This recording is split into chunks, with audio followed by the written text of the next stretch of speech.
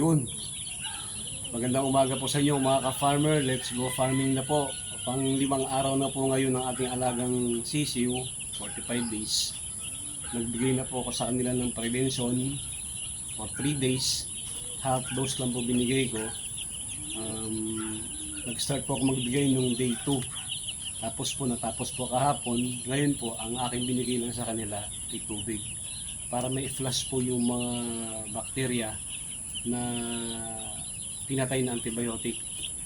Bukas po, ang ibibigay ko naman sa kanila ay probiotic. Pagkatapos po ng mga 1 araw, 2 araw, after 3 days, magbibigay na po ako sa kanila ng vitamins. Dapat po, bago mag 10 days, makapagbigay na tayo sa kanila ng bakuna.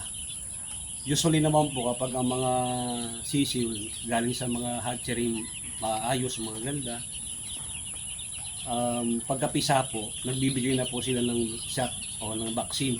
Tapos po, di atin sa labas, pag nailabas na sila dito sa magbibigay tayo sa ng segunda. Nagtanong po ako sa kaibigan ko na nag-ano ng tunnel vent na poultry farm. Pwede naman po tayo magbigay sa kanila ng lasota o kaya B1B1 bago po makalampas ng 10 days. Kailangan mabigyan po natin sila. Maaari po yun, by Monday bibigyan ko po sila ng bakuna. Tapos mag-adjust na rin po tayo. Yung ibang sisiw ililipat ko po dito sa isang lagayan pa. 3 naman po ito. 3 po yan. Alagay ko po yung iba, isi-set up ko. Paano yung setup ko po dito? Hindi yung setup ilalagay ko dyan kasi nasa brooding stage pa rin po sila. Maglalagay tayo ng ilaw, tatakpan natin yung kulungan para wag pasukin ng hangin para ma-maintain pa rin natin yung kailangang init na kinakailangan ng ating mga sisiw. Napakahalaga po na consistent yung init na ibibigay natin sa ating mga alagang sisiw kasi meron pa pong mga system na hindi pa fully developed sa kanila. Ipaliwanag ko na po yun sa mga nakaraang vlog na kapag hindi natin nabigay yung tamang init para sa kanila, posible habang pinapalaki natin sila magkaroon ng problema. It's either maging sakitin or mabagal po yung paglaki nila. Itong ating pag-aalaga sa cage type, ano po ito kumbaga parang experimental pa lang. Kasi ngayon lang din po ako nag-alaga sa ganitong cage type.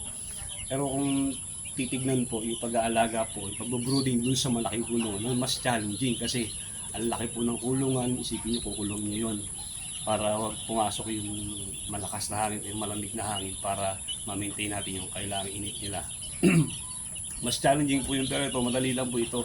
Kaya lang hindi pa natin kabisado yung mga pamamaraan na dapat natin gawin. Doon po kasi every day alam ko na yung gagawin ko kasi sa tagal ko ng mag-aalaga, 4 years na nag-aalaga ng mga broiler.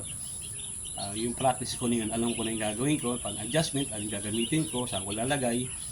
Unlike ditong cage type, talagang titignan nyo pa kung anong resulta ng ginawa ninyo.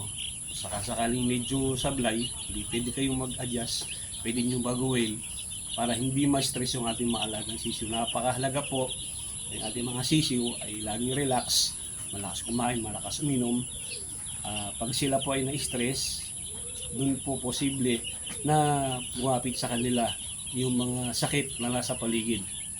Nag-aantay lang po yun na ma-stress ang mga yan. Pagka na-stress ang mga yan, ay yari, aabutin kayo ng sakit. Pag nagkasakit po ang manok, ang sisiw, padidelay po yung paglaki nila, mas maraming makukonsumong pagkain.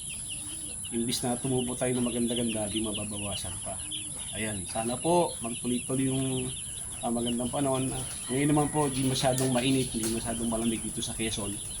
Yung lamig sa gabi, kaya ko pang kontrolin.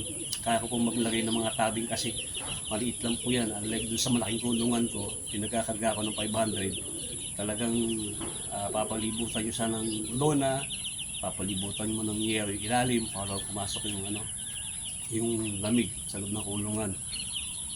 Isa po sa naging ko dito, yung pong paglalagay ng sapi nila. Ang ginamit ko po kasi ay dayami. Ang po dapat pala, every 2 days, nagdaragdag kayo sa sapi kasi napapansin ko yung mga dibdib nila nababasa. Pag dumami sila sa dayami, doon sila hihiga, pagka magpapahinga, nababasa po yung dibdib nila. Masama po na nababasa yung mga talampakan ng mga sisiw kasi yan po pinapakiramdam nila. Pag basa po yung naapakan nila, di yung buong system po nila damay, siyempre pakiramdam nila basa.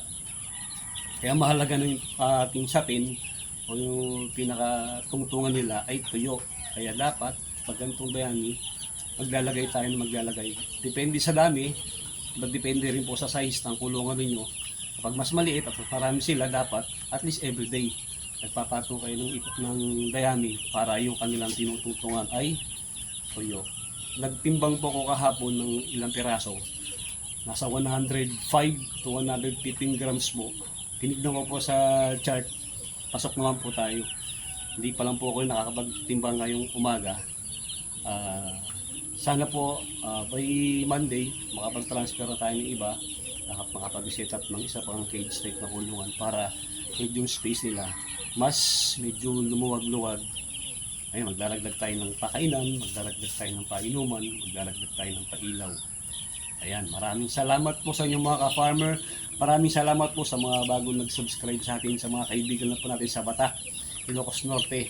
Shout out po kay Kamakmak, Pinsa at kay Ate Roda. Nandiyan po sila sa New Era Hospital. Maraming salamat po sa inyo, Kamak. Kamusta po sa inyong pamilya? At sa mga kaibigan po natin nag-subscribe, pati po yung mga bagong interesado sa pag-aalaga ng 45 days, maraming salamat po sa inyo sa panonood ng ating vlog. Sana po ay may natututunan kayo sa ginagawa kong pagsishare. Ito po ay base din sa aking experience. Kung ano man yung pwede ko i-share sa inyo, pwede po kayo mag-message at hanggat sa kakaya ko, i-share ko po sa inyo yung mga experience ko sa pag-aalaga na sana'y makatulong sa inyong pag-aalaga at sa pagsisimula pag-aalaga ng broiler. Ulitin ko po, sa pag-aalaga po ng 45 days of broiler, may pera, tiyagaan lang po. Maraming salamat po sa inyong mga ka-farmer. Pakilike naman po yung ating video. Please, pakisubscribe po yung ating channel. Maraming salamat po. Mabuhay po kayo. Happy farming po.